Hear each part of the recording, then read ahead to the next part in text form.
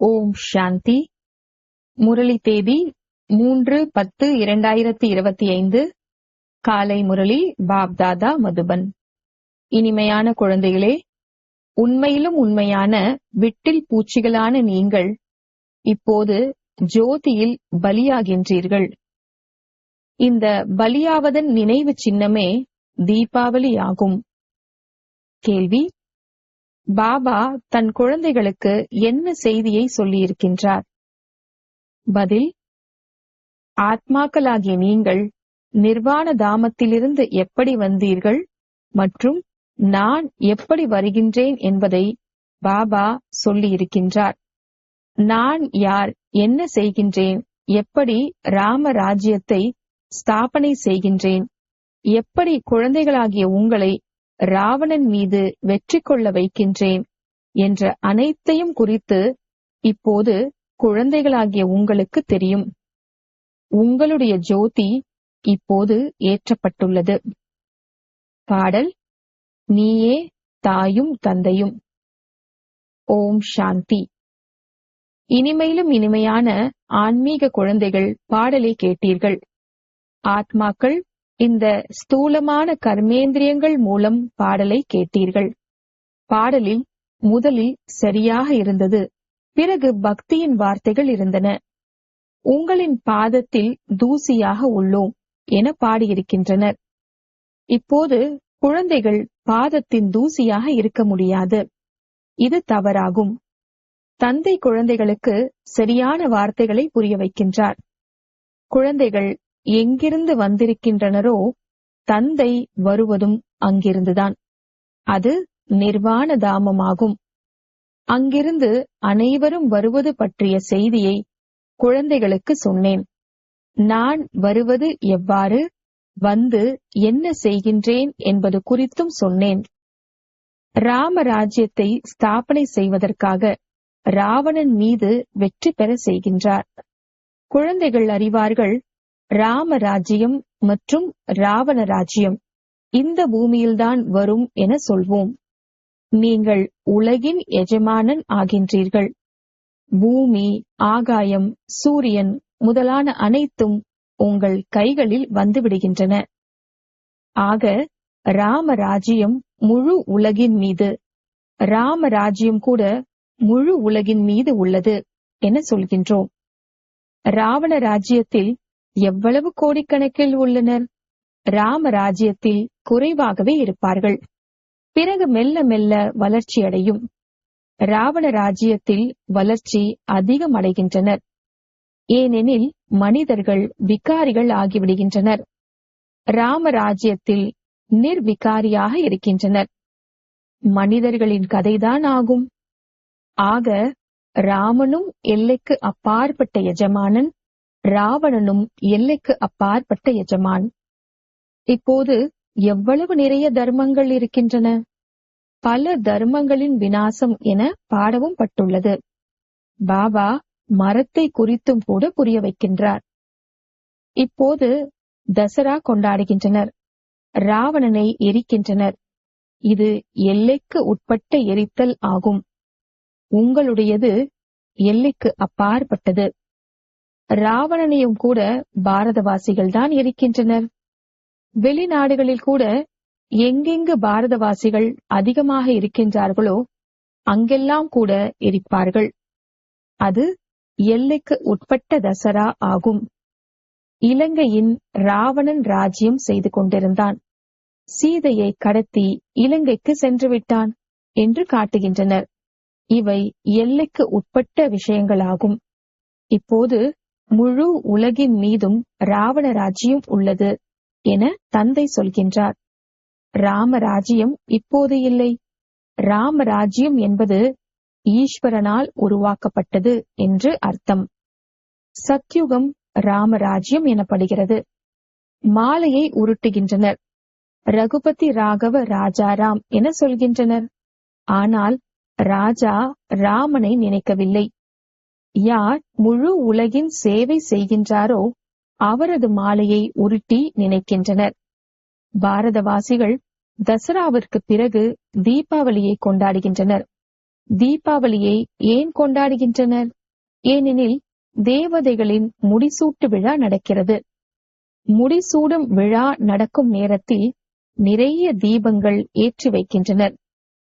ஒன்று முடிசூட்டு விழா, மற்றொன்று வீடுகள் தோறும் தீபாவளி, அதாவது தீபங்களின் வரிசை என சொல்லப்படுகிறது. அனைத்து ஆத்மாக்களின் ஆத்ம ஜோதி பிரகாசித்துக் கொண்டிருக்கும். இப்போது அனைத்து ஆத்மாக்களின் ஜோதி அணைந்து விட்டுள்ளது. இரும்பு யுகம் என்றாலே காரிருள், காரிருள் என்றால் பக்தி மார்க்கம். பக்தி செய்ய செய்ய ஜோதி குறைந்து விடுகிறது.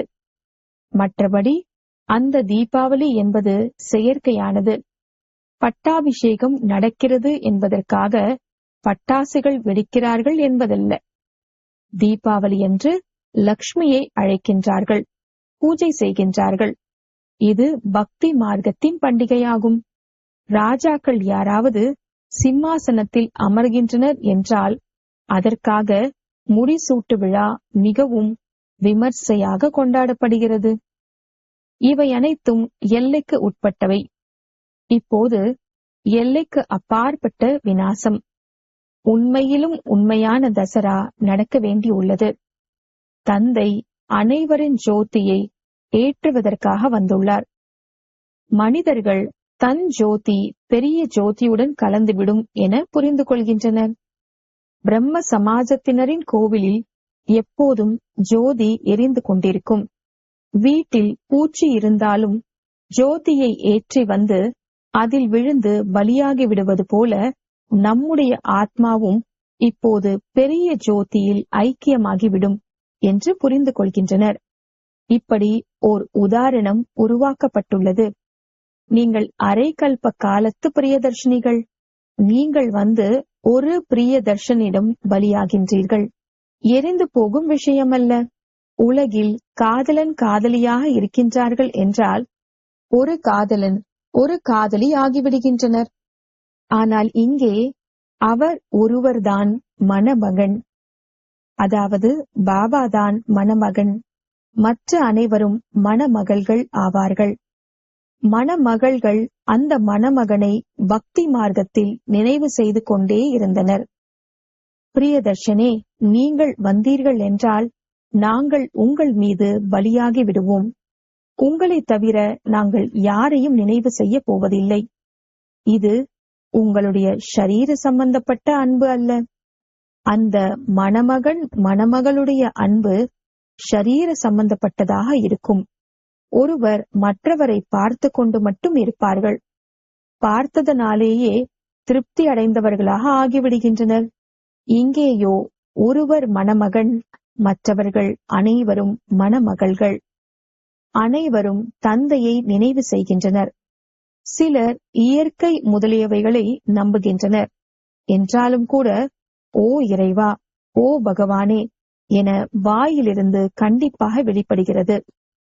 எங்களுடைய துக்கத்தை நீக்குங்கள் என அனைவரும் அவரை அழைக்கின்றனர். பக்தி மார்க்கத்தில் பல காதலன் காதலியர் இருக்கின்றனர். ஒருவர் யாரோ ஒருவருக்கு மணமகளாக இருக்கின்றனர், இன்னொருவருக்கு மணமகளாக ஆகின்றனர். அனுமானுக்கு எத்தனை பிரியதர்ஷினிகள் இருக்கக்கூடும்? அனைவரும் தம் தம்முடைய மணமகனின் உருவத்தை உருவாக்கி வைத்துக் கொண்டு பிறகு தமக்குள் ஒன்று கூடி அனைவரும் பூஜைகள் செய்கின்றனர். பூஜை செய்துவிட்டு பிறகு பிரியதர்ஷனை நீரில் மூழ்கடித்து விடுகின்றனர். ஒரு அர்த்தமும் புரிவதில்லை. அந்த விஷயங்கள் இங்கே இல்லை. இந்த உங்களுடைய மணமகன் எப்போதும் அழகானவர், அதாவது வெண்மையாக இருப்பவர். ஒருபோதும் கருப்பாக ஆவதில்லை.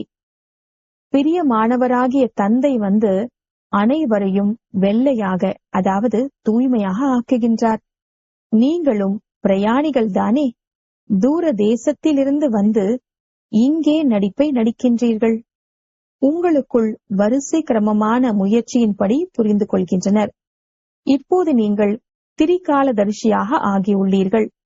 படைப்பவர் மற்றும் படைப்பின் முதல் இடைக்கடையை அறிந்திருக்கின்றீர்கள் எனும்போது நீங்கள் திரிகாலதரிசி பிரம்மா குமார் குமாரிகள் ஆகிவிட்டீர்கள். உலகத்தில் ஜகத்குரு முதலான பட்டங்கள் கிடைக்கின்றன அல்லவா? உங்களுக்கு இந்த பட்டம் கிடைக்கின்றது.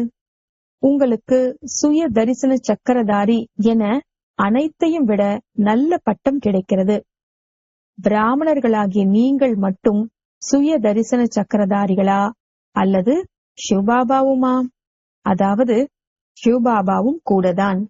ஆம், ஏனென்றால் ஆத்மா ஷரீரத்துடன் சுய தரிசன சக்கரதாரி ஆகிறதல்லவா? தந்தையும் கூட இவருக்குள், அதாவது பிரம்மாவுக்குள் வந்து புரிய வைக்கின்றார். சிவபாபா சுய தரிசன சக்கரதாரியாக இல்லாவிட்டால் எப்படி உங்களை அதுபோல் ஆக்குவார்? அவர் அனைவரையும் விட உயர்ந்தவரிலும் உயர்ந்தவரான பரம ஆத்மா ஆவார். தேகத்திற்கு அப்படி சொல்லப்படுவதில்லை. அந்த பரம தந்தைதான் வந்து உங்களை உயர்ந்தவர்களாக ஆக்குகின்றார்.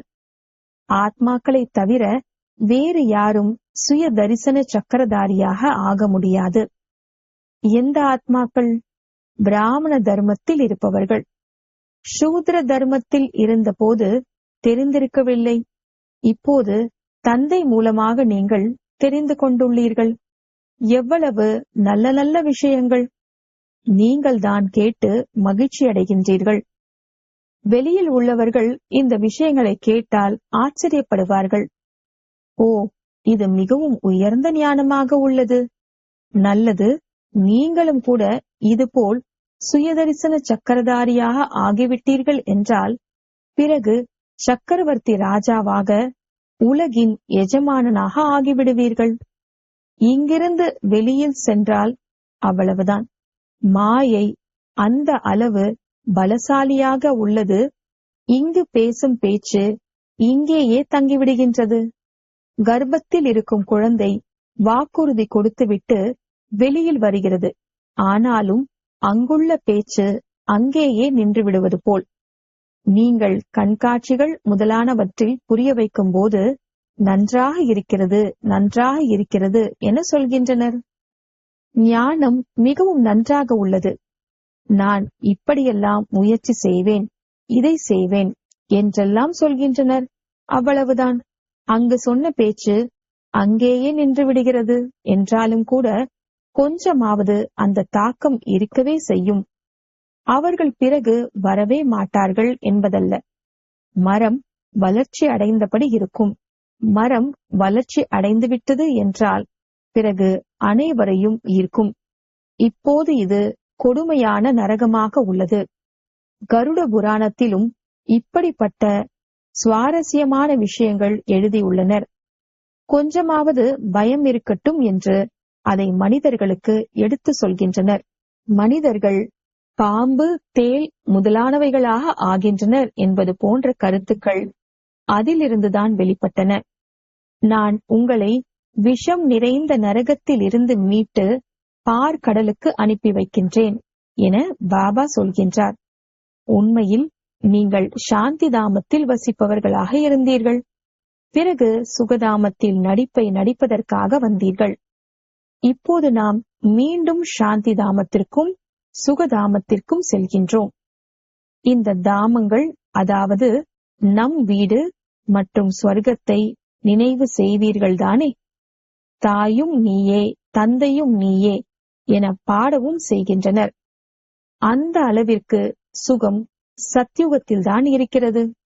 அதிக சுகம் மற்றும் அதிக துக்கம் என இந்த விளையாட்டு உருவாக்கப்பட்டு உள்ளது.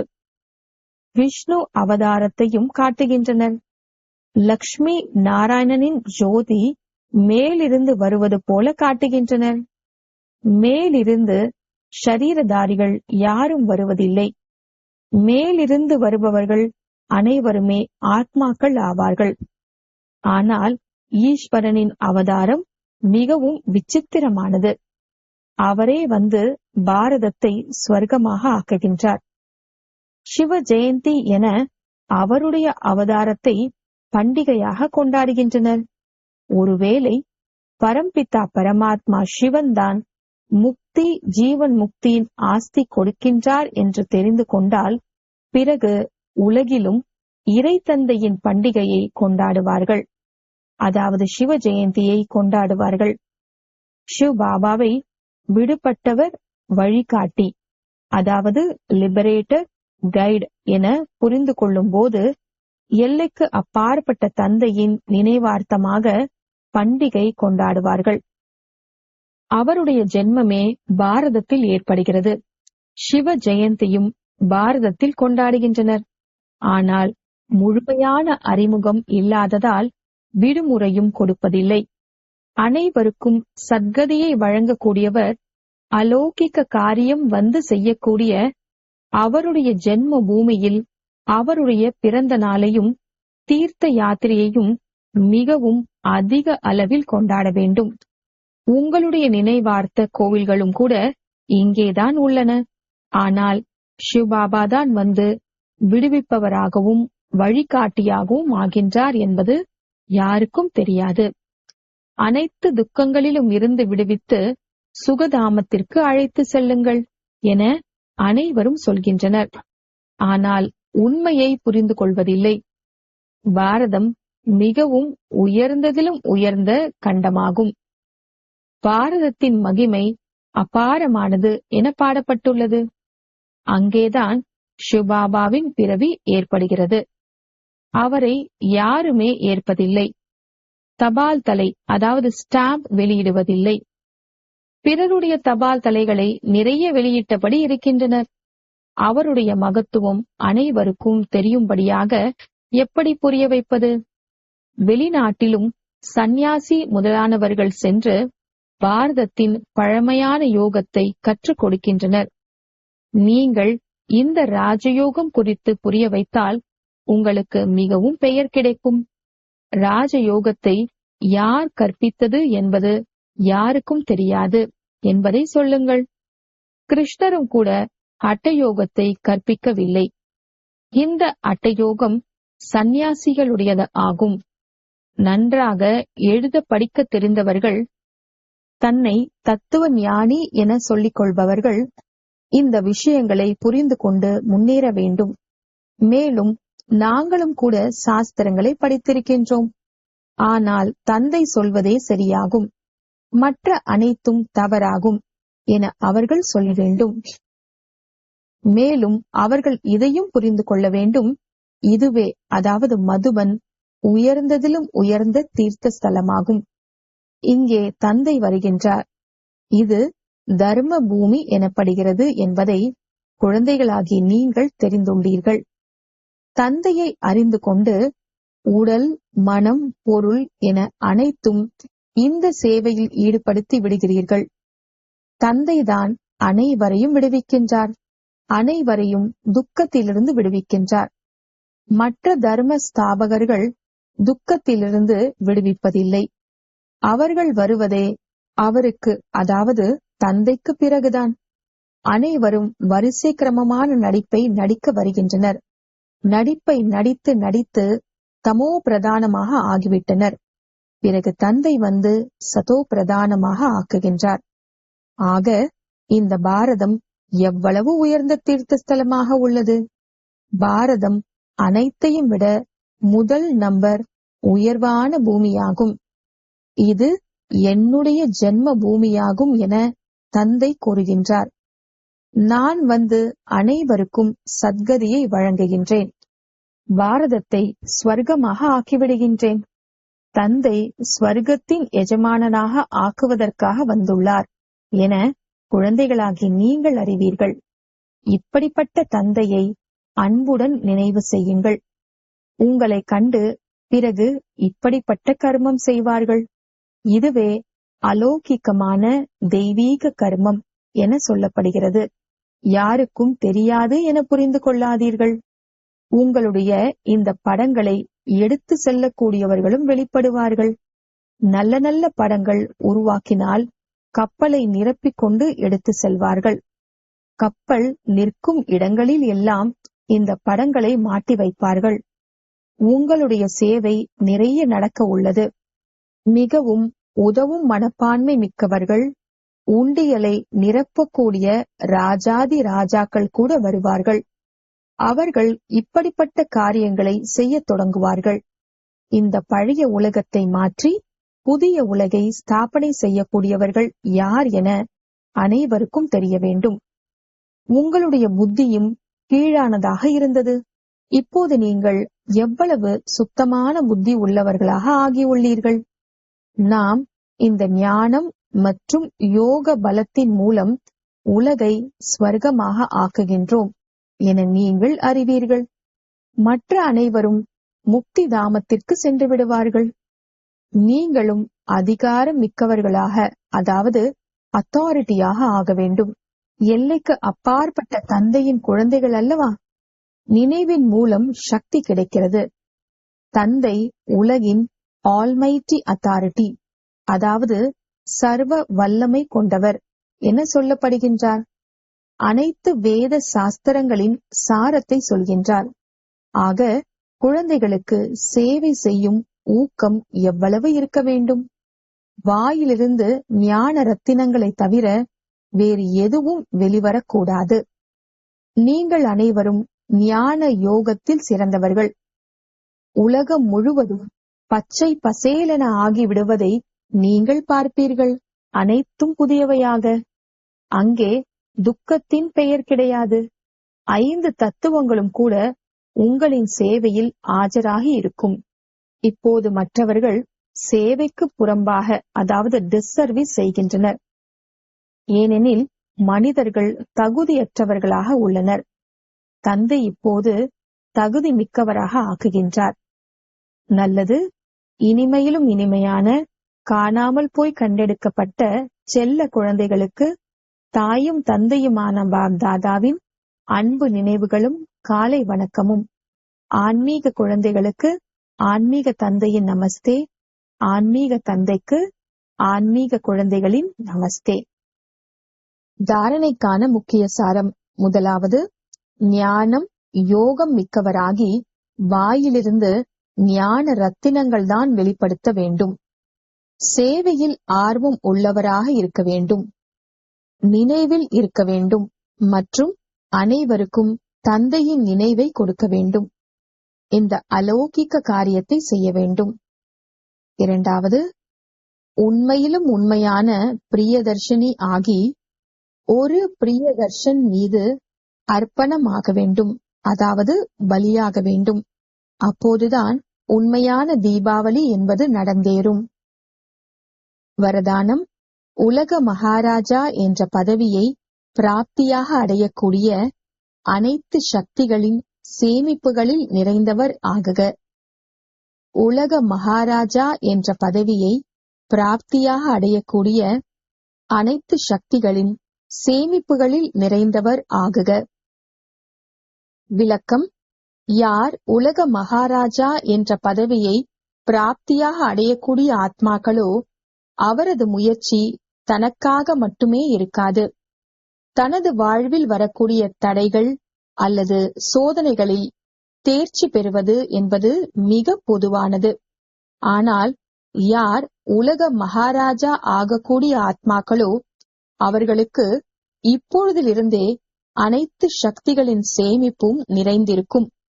அவர்களது ஒவ்வொரு வினாடியும் ஒவ்வொரு சங்கல்பமும் மற்றவர்களுக்காக இருக்கும். உடல், மனம், பொருள், நேரம், சுவாசம் அனைத்தும் உலக நன்மைக்காக வெற்றியாகிக் கொண்டே இருக்கும். ஸ்லோகன். ஒரே ஒரு பலவீனம் அநேக சிறப்பம்சங்களை அழித்துவிடும். ஆகையால் பலவீனங்களை விடை கொடுத்து விடுங்கள். ஒரே ஒரு பலவீனம் அநேக சிறப்பம்சங்களை அழித்துவிடும். ஆகையால் பலவீனங்களை விடை கொடுத்து விடுங்கள். அவ்யக்த சமிகை.